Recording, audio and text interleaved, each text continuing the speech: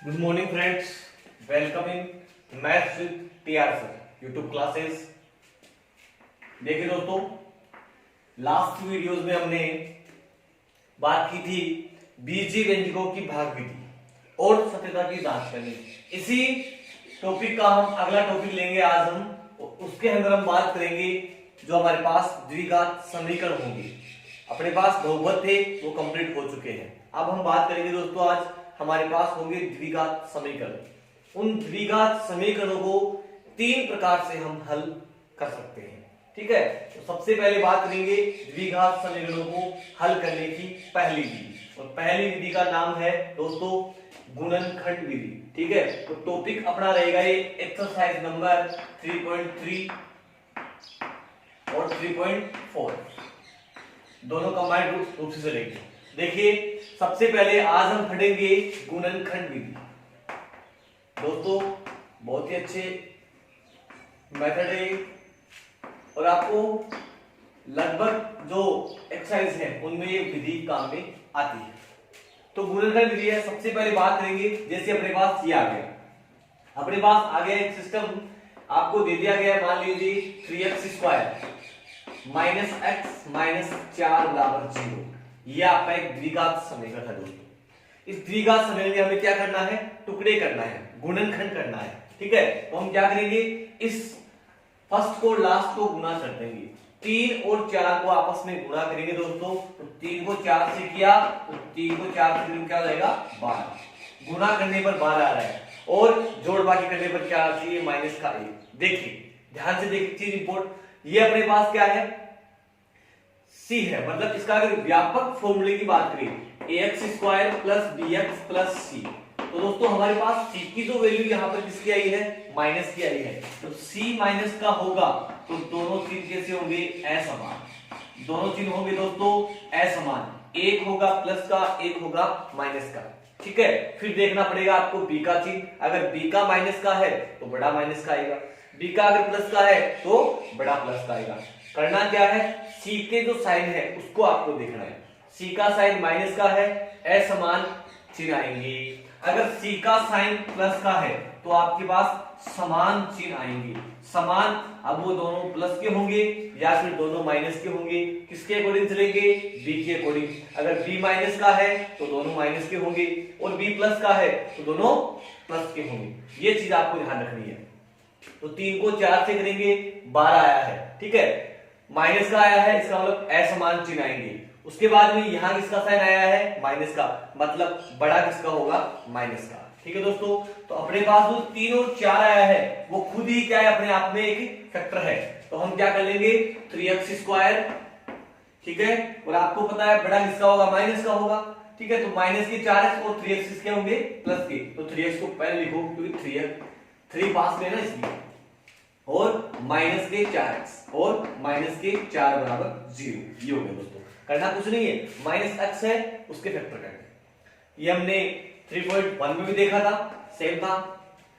देखिए दोनों में कॉमन क्या आ रहा है, 3x आ रहा है। 3x कॉमन आ गया तो x प्लस क्या बच गया, 1 बच गया। और यहाँ पे भी कॉमन क्या आ रहा है, माइनस के 4। तो यहाँ क्या हो गया, x, और ये क्या हो गया आपका प्लस का 1। देखिए दोस्तों, दोनों जो ब्रैकेट है उनमें आपके पास आंसर समान आएगा। दोनों ब्रैकेट में आंसर समान है तो सही है आपका आंसर, अदरवाइज कुछ मिस्टेक हो चुकी है। दोनों कोष्टक में क्या आ गया, x प्लस 1, इधर से क्या आ गया 3x माइनस 4 इज इक्वल क्या हो गया दोस्तों, 0 हो गया। x plus 1 bracket 3x minus 4। ठीक है, अब एक एक के बराबर हम क्या रखेंगे, 0 रखेंगे। x प्लस 1 बराबर 0, तो x बराबर क्या हो गया, माइनस का 1, इसको लाएंगे इधर। इसी टाइप से 3x माइनस 4 इज इक्वल क्या हो गया, 0। तो 3x इज इक्वल क्या हो गया, ये 4 आएगा, इसका हो गया प्लस का। तो x इज इक्वल क्या हो गया, 4/3। देखिए दोस्तों, वो आपका एक्सरसाइज 3.1 ही है, वो का वो सिस्टम है। ठीक है, बट यहाँ पे क्या हो गया, एक द्विघात समीकरण हो गया। वहां आपके पास द्विघात बहुपद था, तो बहुपद था, उसके आंसर शून्य कहलाएंगे और इसके जो आंसर है समीकरण के वो कहलाएंगे आपके मूल या हल। ठीक है, मतलब रूट कहलाएंगे। ठीक है दोस्तों, तो ये थी आपकी पहली विधि गुणनखंड। बस ये ध्यान रखना है थोड़ा चिन्ह का। चिन्ह जब क्वेश्चन में सी का चिन्ह माइनस का आता है तो आने वाले दोनों टुकड़े किसके होंगे, प्लस माइनस। ठीक है। और जब सी का चिन्ह एक किसका आता है, प्लस का आता है, प्लस का एग्जांपल लेंगे, अगर प्लस का आता है तो दोनों समान होंगे, या तो दोनों माइनस के होंगे या फिर दोनों किसके होंगे, प्लस के होंगे। देखते हैं, एक बार स्क्रीनशॉट ले सकते हो आप लोग, ठीक है। देखो अगला एग्जांपल आपके लिए ये आ गया एक्स स्क्वायर, ठीक है, और ये आ गया आपके पास 11x प्लस 24 बराबर 0। देखो करना क्या है, इस 24 के टुकड़े करने, क्योंकि यहां तो आगे एक है तो कोई मतलब नहीं है, तो 24 के टुकड़े करना है, 24 के टुकड़े करेंगे, ठीक है। तो क्या क्या हो सकते हैं टुकड़े, 12 इंटू 2, ठीक है, 8 इंटू 3, ठीक है, 6 इंटू 4, ठीक है। इसी टाइप से और भी एग्जाम और भी हो सकते हैं। अपने को लाना क्या है दोस्तों, 11 किसके हिसाब से आएगा, 8 और 3 के हिसाब से। मैंने बताया कि जब भी सी का साइन प्लस का आता है तो दोनों साइन किसके होंगे, समान, दोनों प्लस के होंगे या फिर दोनों आपके माइनस होंगे। बट यहां देखेंगे बी का साइन है दोस्तों प्लस का, इसका मतलब क्या हुआ कि दोनों साइन प्लस के होंगे। तो देखो दोनों प्लस के होंगे, जो 8x बनेगा वो भी प्लस का बनेगा, 3x बनेगा वो भी आपका प्लस का ही बनेगा। तो x square plus 8x plus 3x plus 24, ठीक है। इनमें से कॉमन क्या आ गया, x, तो x प्लस 8। इसी टाइप से यहां कॉमन क्या आ गया, 3 आ गया, x प्लस 8। मतलब आपको ऐसे कॉमन ऐसे लेते हैं, 3x में 3 से डिवाइड करना पड़ता है, x आ गया, ऐसे 24 में 3 का भाग देंगे तो आपका 8 आ गया। दोनों ब्रैकेट में वैल्यू क्या आ गई, सेम आ गई, इसका मतलब हम सही राह पर चल रहे हैं। तो x प्लस 8 और x प्लस 3 इज इक्वल क्या हो गया दोस्तों, 0। अब दोनों के बराबर क्या हो जाएगा अपने पास, x प्लस 8 बराबर 0, x बराबर क्या हो गया, -8। इसी टाइप से x प्लस 3 बराबर 0, x बराबर क्या हो गया आपका, -3। दोनों ही आंसर क्या हो गए, माइनस के। एक चीज मैं बता दूं आपको, यदि आपके पास में दोनों टुकड़ों के चिन्ह माइनस के रखा है आपने तो दोनों प्लस के आएंगे, दोनों प्लस के रखा है तो आंसर दोनों माइनस के होंगे। एक प्लस का और एक माइनस का रखा है तो आंसर भी आपका एक प्लस का और एक ही माइनस का ही आएगा। तो दोस्तों ये थी आपकी गुणनखंड विधि। अगर आपके एक बार फैक्टर का ये टुकड़े समझ आता है तो अपना काम क्या है, 4 लाइनों का है, बहुत ही अच्छी विधि है, ठीक है। अगर मान लीजिए इससे भी किसी से नहीं होता है तो अपने लिए क्या बनाई है, एक महाराज हुआ करते थे गणित के, श्री धराचार्य जी, ठीक है, एक मैथमेटिशियन थे श्री धराचार्य जी, उन्होंने एक सूत्र बनाया, ठीक है। उसकी सहायता से भी हम इसका इलाज कर सकते हैं। जैसे बात करेंगे उस सूत्र की, उस सूत्र का नाम दोस्तों श्री धराचार्य, श्री धराचार्य। देखिए इसको हम द्विघाती सूत्र भी बोलते हैं, इसको हम द्विघाती सूत्र भी बोलते हैं, लेकिन इसका नाम क्या है, श्री धराचार्य सूत्र। आपके पास कोई भी एक द्विघात समीकरण आपको मिलता है, जैसे समीकरण मान लीजिए आपको दे दिया गया है दोस्तों, ये आ गया आपके लिए आ गया 6x स्क्वायर माइनस के 7x और माइनस के 3 बराबर 0। ये आ गया 6x स्क्वायर माइनस के 7x माइनस के 3 बराबर 0। ये आपके पास एक समीकरण मिला है आपको द्विघात, इसका हमें इलाज करना है। तो देखो श्री धराचार्य में हम इसका कंपैरिजन एक बार करेंगे, ax square plus bx plus cc बराबर 0। जो a की वैल्यू है वो क्या आ गई 6, b की जो वैल्यू क्या आ गई -7, c की वैल्यू क्या आ गई -3। ये a b c की वैल्यू हम पहले इसी जो क्वेश्चन है दिया हुआ है उनमें से ज्ञात कर लेंगे। उसके बाद में अपने पास श्री धराचार्य सूत्र है, श्री धराचार्य सूत्र है वो क्या है, देखिए x बराबर -b plus minus under root b square minus 4ac upon 2a। ये एक श्री धराचार्य सूत्र है। देखो लाइन को आप आगे तक लेके जाओगे, इसको x बराबर -b की वैल्यू किसकी है -7, सूत्र व्यक्त किसकी हो जाएगी प्लस की, प्लस की तो इसकी हो जाएगी माइनस की, तो यहाँ पे इसकी है माइनस की तो इसकी जाएगी दोस्तों प्लस की, plus minus B square minus के 7 का स्क्वायर कर देंगे, -7 का स्क्वायर करेंगे तो क्या आएगा दोस्तों, संख्या पहले मैंने बात की थी, संख्या प्लस की हो चाहे माइनस की हो, वर्ग करते ही इसकी जाएगी वो प्लस की जाएगी। तो 7 का वर्ग क्या होता है 49, 4 इंटू a की जो वैल्यू है वो है 6, और c की जो वैल्यू है वो है माइनस के 3 है, ठीक है, अपॉन 2a, अपॉन क्या आ गया 2a, तो इंटू a की वैल्यू कितनी है 6 है दोस्तों। उसके बाद बात करेंगे, ये हो गया 7 प्लस माइनस, ठीक है, ये हो गया 49, और देखो माइनस माइनस क्या हो गया प्लस, जब भी आपके पास c की वैल्यू माइनस की आती है तो ये साइन किसका हो जाएगा प्लस का हो जाएगा, अदरवाइज बहुत ही कम क्वेश्चन मिलते हैं आपको, ठीक है, माइनस का होगा तब ये प्लस का होगा। 6 को 4 से देंगे 24, और 24 को 3 से देंगे 24 की 72, अपॉन 6 को 2 से कर दो 12, x से बराबर 7 प्लस माइनस, ये हो गया आपका 121, 121, और ये हो गया दोस्तों 12। आप सबको पता है 121 किसका मान होता है, किसका वर्गमूल होता है, किसका वर्गमूल होता है दोस्तों 11 का होता है, तो 7 प्लस माइनस 11, और वर्गमूल दिन हटा देंगे, अब नहीं लगाना क्योंकि वर्गमूल निकाल दिया इसका हमने, अपॉन 12, ठीक है। अब देखो हमारे पास आपको पता है द्विघात समीकरण है, इसका हम आने वाले इसके आंसर देते होंगे 2 होंगे। हम क्या करेंगे, एक बार प्लस का चिन्ह लेंगे, एक बार इसका लेंगे माइनस का चिन्ह लेंगे, तो हम पहले लेंगे दोस्तों इसका चिन्ह प्लस का, तो लिखेंगे धनात्मक चिन्ह लेने पर, धनात्मक चिन्ह लेने पर, तो x बराबर 7 प्लस 11 बटे 12, 11 और 7 18, 18 बटे 12, हम देंगे भाग किसका 6 का, 36 18 और 6 दूनी 12, पहला आंसर आ गया। दूसरा आंसर ऋणात्मक चिन्ह लेने पर, ऋणात्मक चिन्ह लेने पर, तो क्या हो जाएगा 7 माइनस 11 बटे 12, 7 में से 11 जाएंगे, एक प्लस का एक माइनस का है, तो माइनस का 11 बड़ा है तो 4 हो गया, माइनस की 4 बटे 12 कट रहा है दोस्तों 4 से, 4 एकम 4, 4 3 12, तो माइनस का 1 बटे 3, तो यहाँ पे जो आने वाले आंसर है दोनों वो क्या क्या होंगे, x बराबर 2 बटे 3, दूसरा होगा आपका 1 बटे 3, ये दो आंसर दोस्तों इसके आपने प्राप्त हुए हैं, सॉरी एक प्राप्त हुआ है 3 बटे 2, एक आंसर प्राप्त हुआ है 3 बटे 2, और दूसरा आंसर प्राप्त हुआ दोस्तों 1 बटे 3, वो भी किसका प्राप्त हुआ है माइनस का। तो दोस्तों ये था अपना श्रीधराचार्य फॉर्मूला, ठीक है, बहुत ही अच्छा क्वेश्चन है, ठीक है, इसकी आप जितनी प्रैक्टिस करोगे उतना ही कम है दोस्तों, ठीक है। नेक्स्ट ही एक बार स्क्रीनशॉट ले लेना,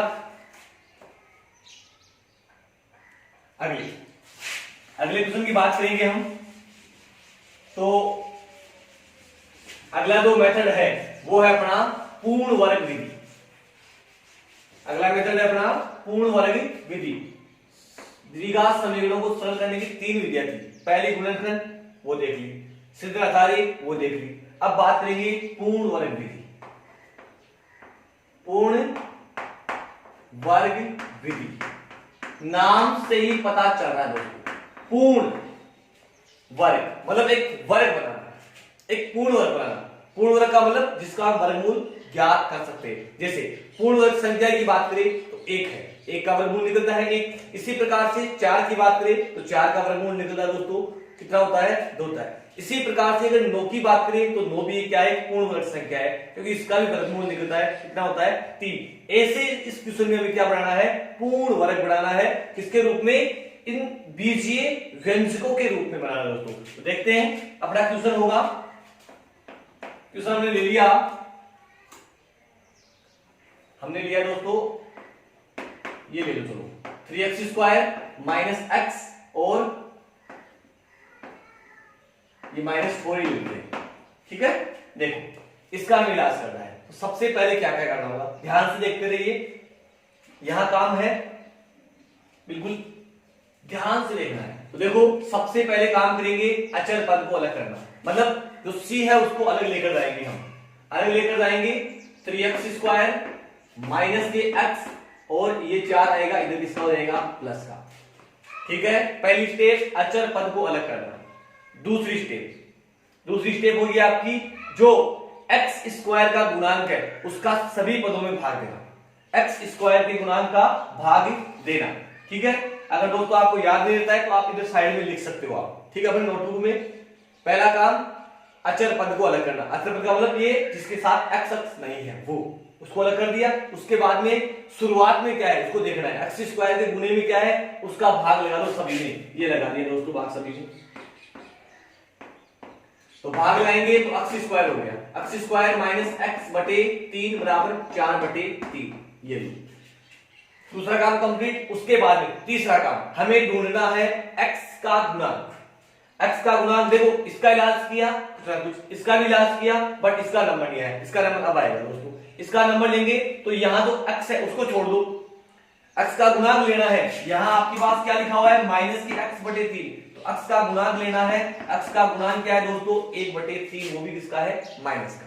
ठीक है, गुणांक ढूंढ सकते हो आराम से। यहां अगर 2x होता तो 2 माइनस का गुणांक होता, लेकिन हमारे पास क्या है माइनस 1/3, यहां क्या है एक्स का गुणांक है। इस एक्स के गुणांक का आधा करना है, एक्स के गुणांक का आधा करना है, तो आधा से गुणा कर दो। ठीक है, तो क्या हो गया 1/6, और इसको हमें दोस्तों बंद करना है इसमें ताले के अंदर।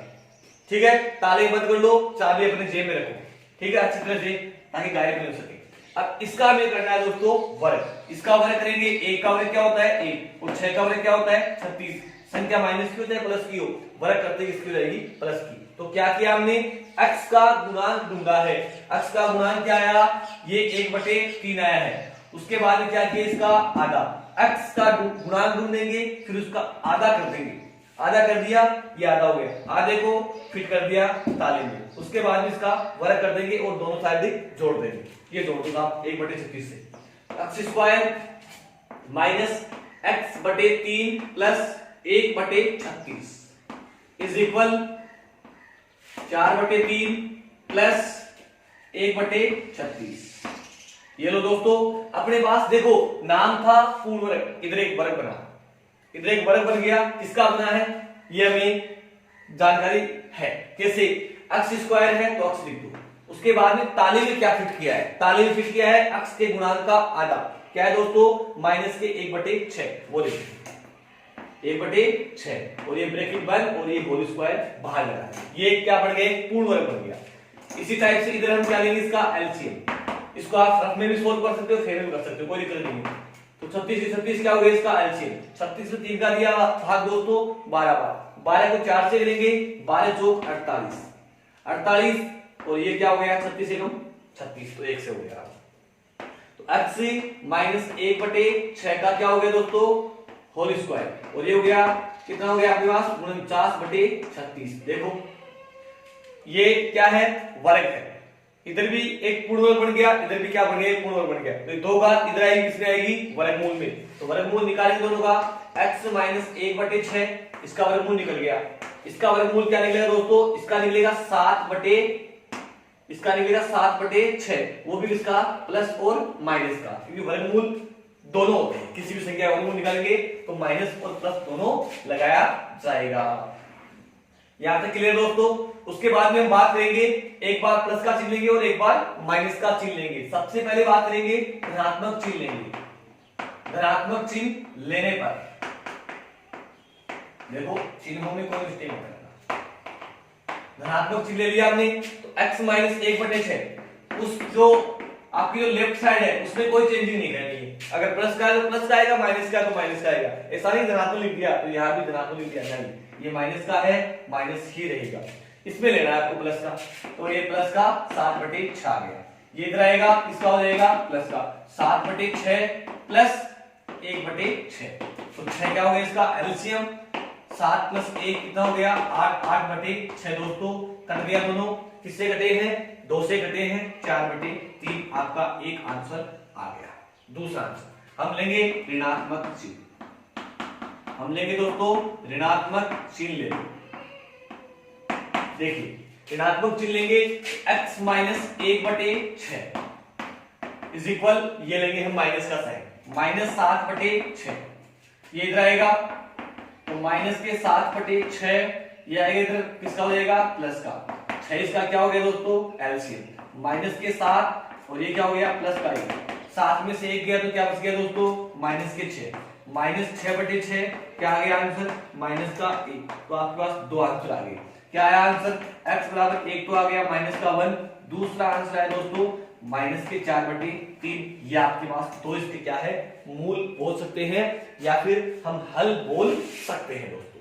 तो ये थी आपकी पूर्ण वर्ग विधि। करना क्या है, एक बार फिर से रिपीट कर रहा हूं।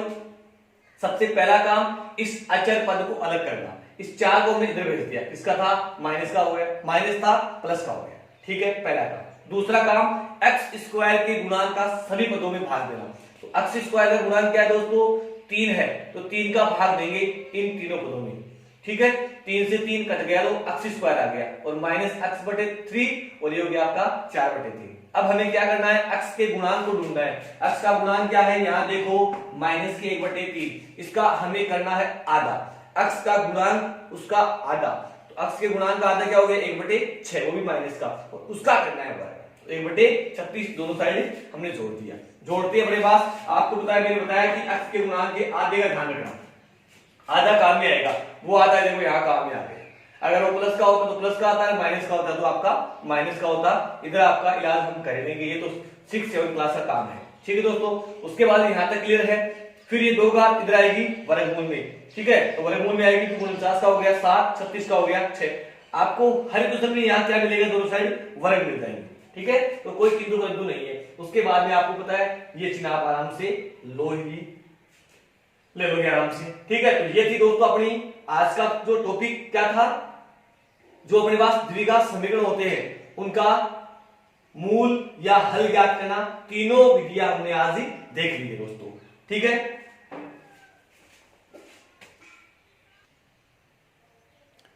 देखिए दोस्तों, अगला जो एक एग्जाम्पल लेके आया हूं मैं आपके लिए, बहुत ही अच्छा एग्जाम्पल है, ठीक है। कई बार एग्जाम में पूछा गया है, बोर्ड एग्जाम में। देखिए हम बात करेंगे, हमें इसका आंसर निकालना है, इसके एक्स के आंसर निकालने। तो देखो दिखने में बड़ा थोड़ा लेंथी क्वेश्चन है कि लगता है बच्चों को कि सर ये क्वेश्चन हार्ड है। मैं कह रहा हूं कि हार्ड नहीं है, इजी काम है। आप ध्यान से देखो एक बार। करना क्या है, हमारे पास 3 चीज आ गई, 3 चीज आ गई तो तीनों को हम क्या कर देंगे, एक जगह लिख देंगे, ठीक है। ये लिख दिया था x+4 और x-7 और ये हो गया दोस्तों 30। इसके अंदर इसका भाग देंगे, क्या बच गया, x-7 और 30, ये लिख दिया x-7 और 30। इजी है, कोई प्रॉब्लम। उसके बाद फिर माइनस साइन, ये लो माइनस साइन, इसके अंदर इसका भाग दिया, इसको उठा दो, क्या आ गया x+4 और 30, तो x+4 और 30 आ गया दोस्तों। उसके बाद में क्या बच गया, उसके बाद में बच गया 30 हटा दो, तो ये चीज आ गई। इसको हमें गुणा करना है 11 से, तो 11x+4 और x-7 ये आ गया। अगली स्टेप में एलसीएम गायब, क्योंकि अपने अंश के अंदर क्या है, बराबर साइन आ गया ना, हमने पहले डायरेक्ट क्लास किया है इसका। तो देखो अगली स्टेप में एलसीएम गायब कर दो, x को 30 से गुणा करेंगे तो 30x हो गया, 30x। 30 को 7 से कर दो 210, 30 को x से करेंगे 30x, 30 को 4 से करेंगे 120 माइनस का। उसके बाद में देखो ये हो गया अपने पास 11, इसका इलाज करना है। x को x से करेंगे x², x को 7 से करेंगे 7x, 4 को x से करेंगे 4x, 4 को 7 से करेंगे 7 चौक 28, ठीक है, ब्रैकेट बंद। यहां देखो 30 से 30 कट रहा है, एक प्लस का है और एक माइनस का है। अपने पास क्या आ गया, माइनस के 210 और माइनस के 120, ठीक है। ये हो गया 11, ये हो गया x², देखो x² हो गया। इसका इलाज करेंगे तो क्या हो गया अपने पास में दोस्तों, एक प्लस का है और एक माइनस का है, घटेंगे कितना 3x और माइनस के 28, क्लियर। उसके बाद देखो यहाँ पे दोनों संख्या माइनस की है तो जुड़ेगी 11x² माइनस 3x माइनस के 28। देखो अगर इस 11 को इससे गुणा कर देंगे तो क्वेश्चन काफी लेंथी होगा, बट अगर 11 से डिवाइड करेंगे तो बहुत अच्छा होगा। तो माइनस के 330/11 और x² माइनस 3x और माइनस के 28, याद किया 33, तो माइनस के क्या हो गए 30 हो गए, तो x² माइनस के 3x और माइनस के 28। आपका ये 30 इधर आएगा, किसका हो जाएगा दोस्तों, प्लस का हो जाएगा, x² माइनस के 3x और माइनस के 28 और ये प्लस के 30 बराबर 0। x² ठीक है, यहाँ देखो माइनस के 3x और ये हो गया अपने पास प्लस के 2 बराबर 0 दोस्तों। अब दोस्तों अपने पास में क्या बन गया, इजी फॉर्म में बन गया। इसका इलाज आराम से आप कर सकते हो। कैसे करोगे, प्लस के 2 आया है, 2 के टुकड़े करेंगे, 2 को 1 से 2 एकम 2 और 2 रे कितना हो गया 3। प्लस का है, आने वाले दोनों टुकड़े समान चिन्ह के। आगे देखो किसका चिन्ह है, माइनस का, तो दोनों चिन्ह किसके होंगे, माइनस के। तो हमारे पास इसका इलाज क्या होगा, एक्स स्क्वायर माइनस के 2x माइनस के x प्लस के 2 बराबर 0। दोनों में से कॉमन क्या आ गया दोस्तों, x आ गया, x माइनस क्या हो गया 2। ठीक है, उसके बाद में यहाँ कॉमन क्या आ गया, 1 हो गया। ठीक है, तो क्या आ गया, x माइनस 2 बराबर क्या हो गया दोस्तों 0। तो एक टुकड़ा क्या हो गया x माइनस 2 और दूसरा क्या हो गया दोस्तों x माइनस 1 बराबर 0। क्लियर है चीज। तो अपने पास x माइनस 2 बराबर 0, x बराबर क्या हो गया 2 और दूसरा क्या हो गया x माइनस 1 बराबर 0, x बराबर क्या हो गया दोस्तों प्लस का 1। ये दो इसके आंसर आ गए। क्लियर है दोस्तों, बिल्कुल एक बार आप स्क्रीनशॉट ले सकते हो। अच्छा वाला क्वेश्चन है, बोर्ड एग्जाम में शायद मेरे हिसाब से 2019 से पूछा गया था एक बार। ठीक है, देखते हैं आगे। स्क्रीनशॉट ले लिया होगा आपने। चलो चलते हैं नेक्स्ट टॉपिक की ओर और टॉपिक लेंगे दोस्तों अब हम मूलों की प्रकृति ज्ञात करना।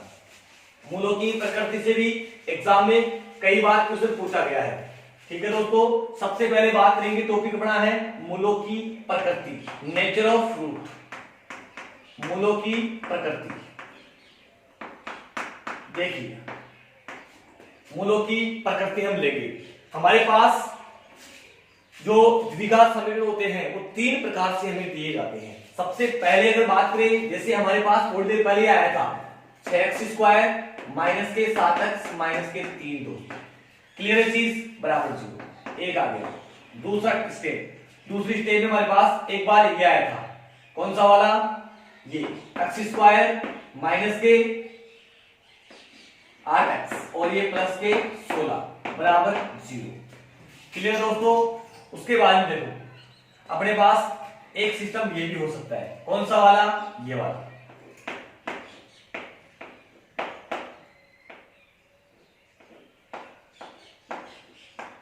ये आ गया दोस्तों, ये 3 सिस्टम हो गए। इन तीनों से हमें सबसे पहले क्या निकालना है, ए बी सी का मान निकालना है। ए का मान क्या आया 6, बी का मान क्या आया माइनस के 7, सी का मान क्या है दोस्तों माइनस के 3। यहां अगर बात करें तो ए का मान क्या आ गया 1। ठीक है, अगर बी का मान क्या आ गया दोस्तों, बी बराबर क्या आ गया माइनस के 8 और सी का मान क्या आ गया 16। यहां अगर बात करें ए का मान क्या हो गया 1, बी का मान क्या हो गया 2, सी का मान क्या हो गया 2। मूलों की प्रकृति अगर हमें ज्ञात करनी है तो हमें डी का मान निकालना पड़ेगा दोस्तों, और डी का एक छोटा सा फॉर्मूला है, डी बराबर बी स्क्वायर माइनस 4ac। क्या होता है फॉर्मूला, डी बराबर बी स्क्वायर माइनस 4ac। तो देखो बी का मान माइनस का 7, तो माइनस 7 का स्क्वायर कर देंगे। माइनस 4 ए की जो वैल्यू है वो 6, सी की जो वैल्यू है वो माइनस के 3 है। क्लियर है चीज। देखो 7 का वर्ग क्या हुआ 49। ठीक है, 6 का 24 भी 72 माइनस माइनस प्लस, तो ये 72 प्लस होगा, कितना हो गया 121। मतलब बात करें जो वैल्यू आई है डी की वो क्या आई है, पॉजिटिव आई है, धनात्मक आई है, 0 से बड़ी आई है। यहां अगर बात करें बी स्क्वायर माइनस 4ac की, देखो बी है माइनस का 8 है, और ए की जो वैल्यू है वो 1 है, सी की जो वैल्यू है वो 16 है। 8 का वर्ग क्या होता है 64 और 16 तो क्या होते हैं 64। 64 माइनस क्या हो गया 64, 0 हो गया दोस्तों। तो डी बराबर क्या हो गया 0। यहां अगर बात करें बी स्क्वायर, तो बी स्क्वायर माइनस 4ac, यहां अगर बात करेंगे दोस्तों तो बी की जो वैल्यू है वो 2 का स्क्वायर हो गया। 4 ए की जो वैल्यू है वो 1 है, सी की जो वैल्यू है वो 2 है, 2 का वर्ग क्या हो गया दोस्तों 4 हो गया, और 4 दूनी क्या हो गया दोस्तों 8 हो गया, तो माइनस के 4 हो गया, मतलब ऋणात्मक वैल्यू आई है। मतलब हम कह सकते हैं तो डी है वो क्या है 0 से क्या है छोटा है। ठीक है, यहां जो कंडीशन हमारे पास वैल्यू अगर धनात्मक आती है तो कंडीशन लगती है जो आपका डी है वो डी इज ग्रेटर देन 0, 0 से बड़ा है। यहां जो कंडीशन है वो लग गई दोस्तों डी बराबर 0, और यहां कंडीशन क्या लग गई डी इज लेस देन 0, मतलब 0 बड़ा है। डी बटा नहीं है, 0 बटा है, क्योंकि -4 आया है। तो ये 3 कंडीशन आपके पास लग जाएगी, एक वैल्यू पॉजिटिव, एक वैल्यू नेगेटिव और एक वैल्यू 0। जब धनात्मक वैल्यू आती है, 0 से बड़ी आती है, तो ये कंडीशन लगेगी, एक 0 आ गई तो ये लग गई, माइनस का आते ही कंडीशन ये लगेगी। हम इन तीनों के बारे में लिखेंगे। देखो जब माइनस का आते हैं तो हम लिख देंगे कोई अस्तित्व नहीं है, कोई अस्तित्व नहीं है।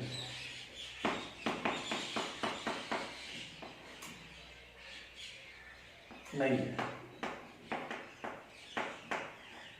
और यहां लिखेंगे बिल्कुल साफ, मूलों का अस्तित्व है, मतलब मूल कैसे हैं, वास्तविक है।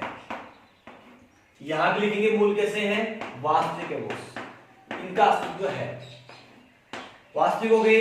जब बराबर 0 आ गया तो मूल कैसे होंगे, वास्तविक और समान होंगे दोस्तों। कैसे होंगे, वास्तविक और समान। और यहां लिखेंगे वास्तविक व असमान। तो आपके पास बोर्ड एग्जाम में कई बार एग्जाम में क्वेश्चन पूछा गया है कि जो आपके पास एक द्विघात समीकरण आपको देगा और बोला जाएगा निम्न द्विघात समीकरण का क्या करना है, मूलों की प्रकृति ज्ञात करते हुए इसका हल ज्ञात करो। तो पहले तो आपको मूलों की प्रकृति ज्ञात करनी है, और शायद बोर्ड एग्जाम में लगभग इन दोनों में से आते हैं, क्योंकि हल निकालना है तो इसका तो हल निकलना नहीं है। तो हल निकालने के लिए हम क्या करेंगे, इन दोनों से आपको मिलेगा। तो ध्यान रखना दोस्तों, बराबर आते ही 0 क्या हो जाएगा, मूल वास्तविक और समान। अगर इसके हम आंसर निकालेंगे तो अक्ष के आने वाले दोनों आंसर कैसे होंगे, समान होंगे। निकाल के चेक कर सकते हो, माइनस के -4 आएंगे, मतलब आपके पास प्लस प्लस के 4 दो आंसर आएंगे, दोनों आंसर समान होंगे। इसका हमने निकाला पहले आंसर, दोनों कैसे थे, असमान थे। तो हम कह सकते हैं यहाँ इसके दो आंसर है वो वास्तविक होंगे, उनका अस्तित्व है, लेकिन कैसे है दोस्तों, असमान है। ठीक है, एक बार आप इसका स्क्रीनशॉट ले सकते हो।